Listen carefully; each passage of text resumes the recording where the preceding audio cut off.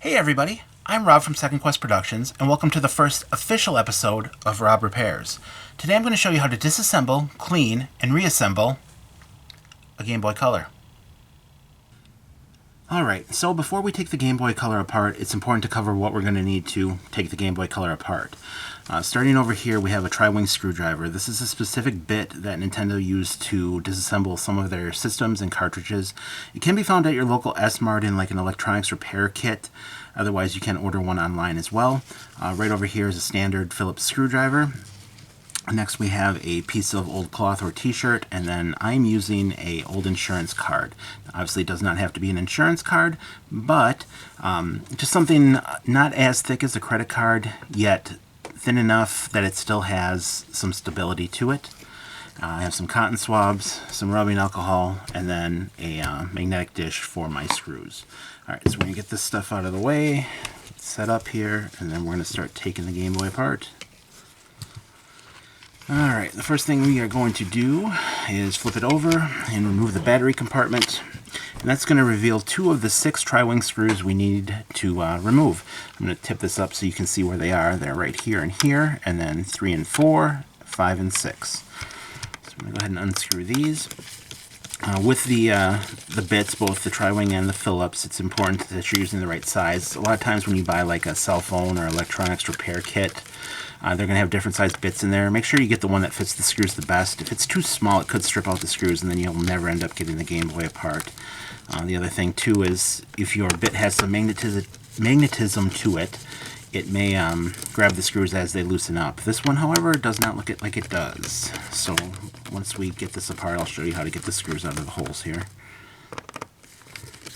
Alright, so with the 6 tri-wings out, the only other thing just to point out before we actually lift the shell out is that this battery terminal right here is connected to the board itself. And if you look behind there, you can see there's actually a cutout in the plastic where that needs to go through. Now this Game Boy, not really in bad shape. Depending on how much it was abused, you know, this spring could be bent, it could be warped, and moral of the story is just make sure it's going to fit through that hole when you lift this out. So I'm going to go ahead and grab the cover here, or the back half. And one of my screws is still grabbing. There we go. Alright, so I'm going to set this half aside for now. Whoops. Just flip this over. The screws should fall out. If not, you can just push them through. And I think we got them all. I'm just going to throw those in my dish. And then we are set to go and clean the back half of the shell. So cotton swab, a little rubbing alcohol. When you get in the battery compartment here, these terminals do not have any corrosion on them, so I will not be able to show you how to fix that. That will definitely be a later video, I am sure, though. You can get the edge where the battery door actually hits it. Sometimes that gets a little scuffed up and dirty. Go ahead and clean the screw holes here. And then the last thing I'm going to do, or second to last thing, is since there's no circuitry in here, we can go ahead and we can scrub this out. And then I'm also just going to go along the edges, which tends to collect dirt over the years too. Alright, so the back half is clean enough for me. I'm going to set that aside. I'm going to go to the front and the board here. So to get the board out, there's just 3 Phillips screws. One here, and one here. My suggestion with any times you take apart something is if you're not sure or you're not 100% positive you're going to remember where something goes, take a picture of it with your cell phone and you'll have something on hand. A lot of times plugs will fit in the same direction. There's no distinguishing like end to it. And then here's another perfect example is there's extra screw holes here that these screws would probably fit into but would end up damaging the Game Boy. So I'm going to get these out quick.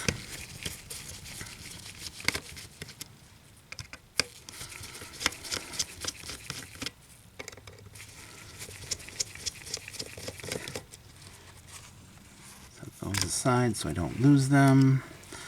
And then the last thing we need to do before we're able to take the board out of the front of the shell here is loosen up the ribbon cable. So this is the ribbon cable right here. It just bends around to the front to the screen. And there's little black clips on each side.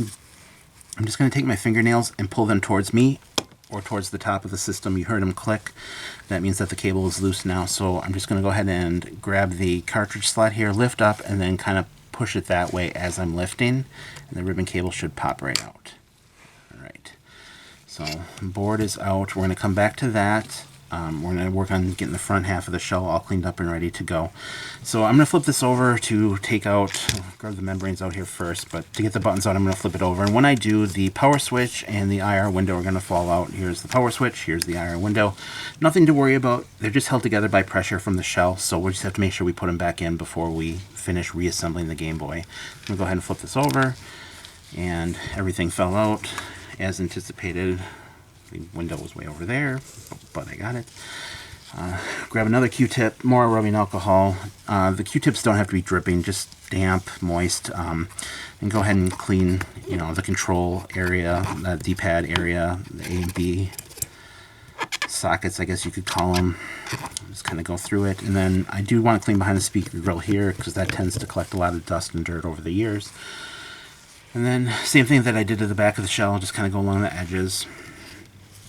And depending on how dirty your Game Boy is, you may need to do this a lot more than what I am doing. This one is pretty clean and pretty solid.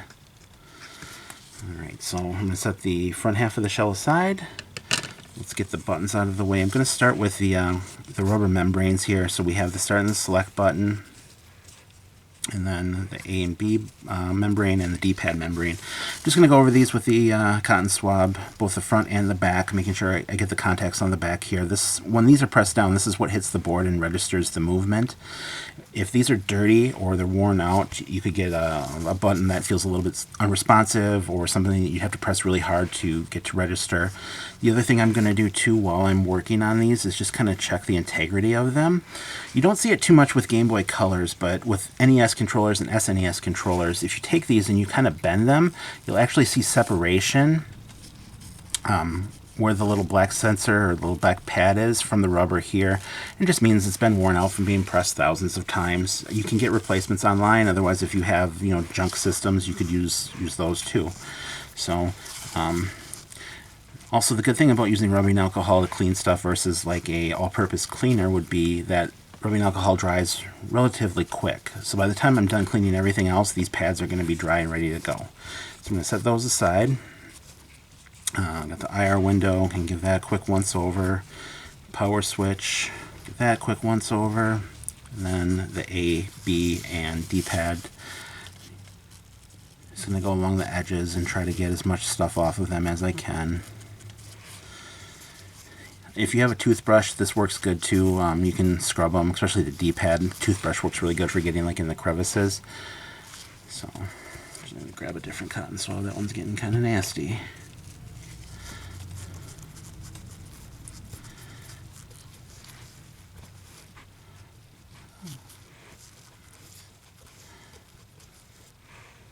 Alright, get my sticker back centered.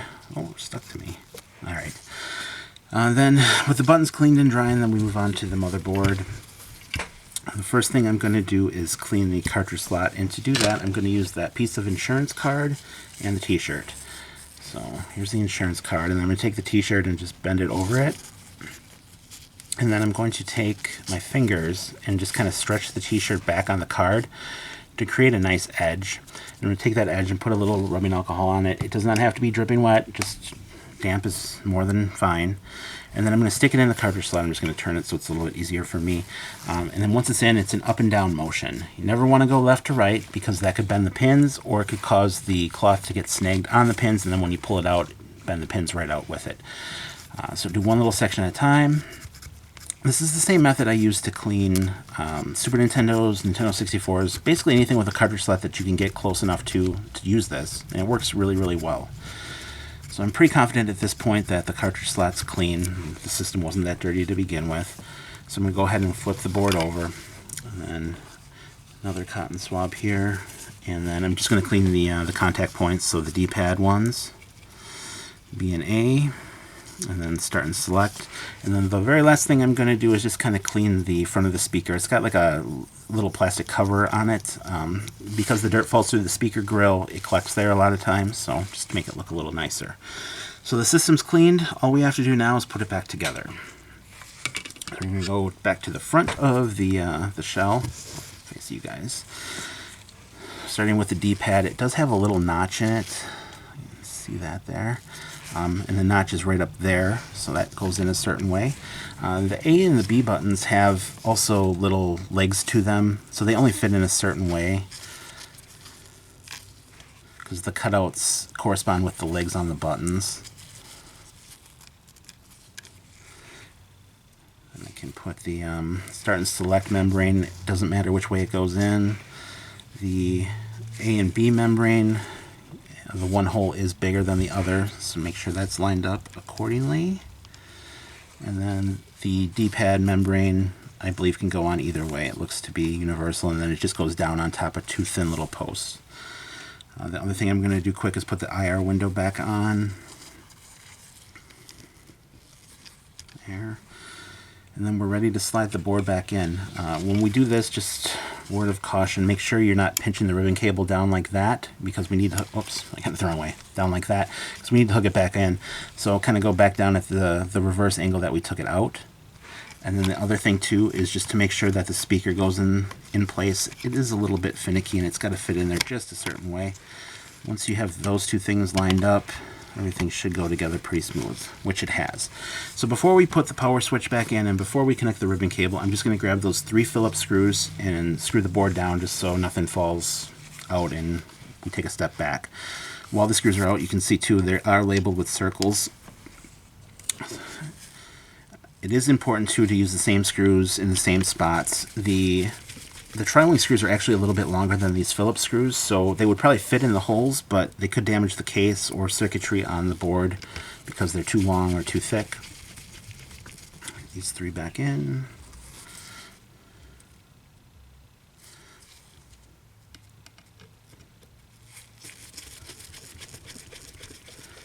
Alright, and then screws just need to be snugged. There's no reason to over tight them. That could crack and cause harm too. The next thing I'm going to do is put the ribbon cable back in. Turn it so you guys can see it. I'm just going to kind of push it towards the top and get it to fall down into the slot.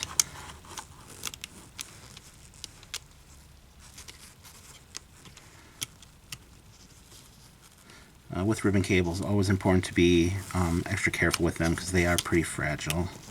Alright, come on now. There we go. Okay. So you can see that it's flush. There's no contact showing. It looks to be seated correctly. So I'm going to take my fingernails and I'm going to push these 2 tabs down towards me. And the ribbon cable is back in place. Lastly, the power button. It does have this little hump on it. That hump needs to go towards the bottom.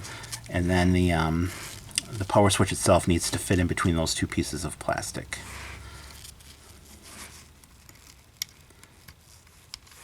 Okay.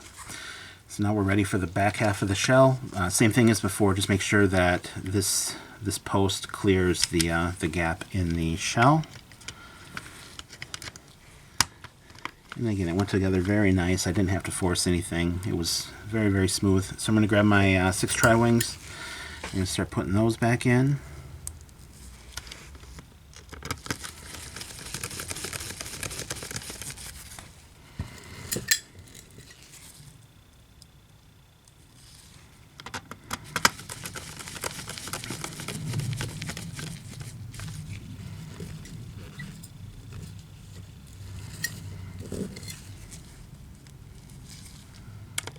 And again, just snug is more than fine. I think anybody who's playing a Game Boy Color these days knows how to handle it. Doesn't treat it as bad as we did when we were kids.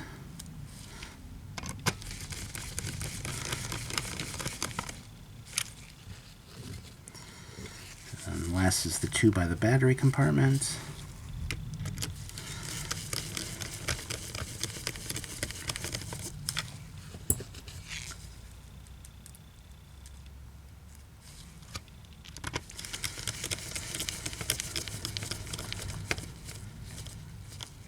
You can go ahead and put the battery cover back on. If you think it needs to be cleaned, you're more than welcome to go ahead and do that. This one actually looks like it's a third-party replacement one, and it looks clean, so I'm just going to put it back in here. And then the very last thing I'm going to do is just kind of inspect the Game Boy, make sure there's no bowing, make sure there's no gaps, that the seams look nice and flush. You know, you can check the power switch, make sure it's actually clicking, check your volume dial, make sure it's moving freely, check the buttons, make sure those are, you know, responsive and clicking like they should be. And yeah, that's it. That's how you take apart a Game Boy Color, clean it, and reassemble it. Not too bad, right? Now I know this video was pretty basic, but I figured it would be useful for someone who was looking just to get a Game Boy apart so that they could mod it or try to repair it. In some of my other videos I will be going more in depth on things about Game Boy Colors, but I just wanted to get this one out of the way to kind of lay the groundwork for other things I'm going to be doing. Thank you so much for watching. Please click that like and subscribe button if you haven't already, and be excellent to each other. I'll see you next time.